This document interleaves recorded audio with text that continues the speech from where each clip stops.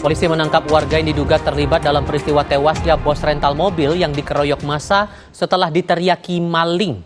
Warga sempat membawa 4 orang dari Jakarta yang dituding maling mobil di Desa Sumber Sokopati, Jawa Tengah sebelum insiden pengeroyokan. Warga lalu mengeroyok 4 korban hingga terluka parah. 1 korban yang merupakan pemilik mobil bahkan tewas usai dibawa ke rumah sakit.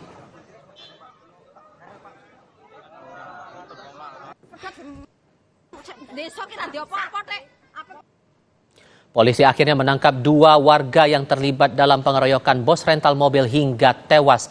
2 warga itu diduga menjadi orang yang diduga mengejar, menarik, hingga mengeroyok 4 korban.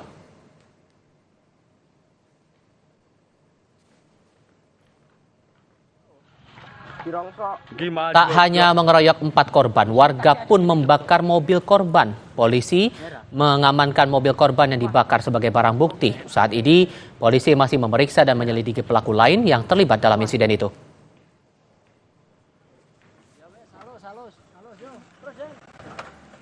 Informasi lainnya, seekor beruang madu terjerat jebakan babi hutan di area kebun milik warga di Desa Merangin, Kabupaten Kampar, Riau.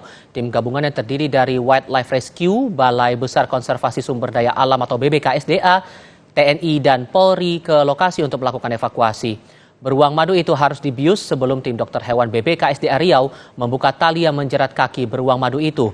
Akibat lilitan tali jerat, kaki beruang terluka. Setelah diobati, satwa dilindungi itu langsung dilepas ke habitatnya yang tak jauh dari lokasi kebun warga.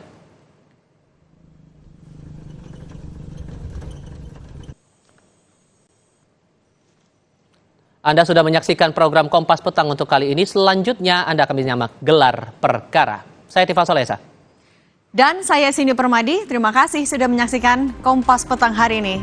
Terima kasih. Sampai jumpa.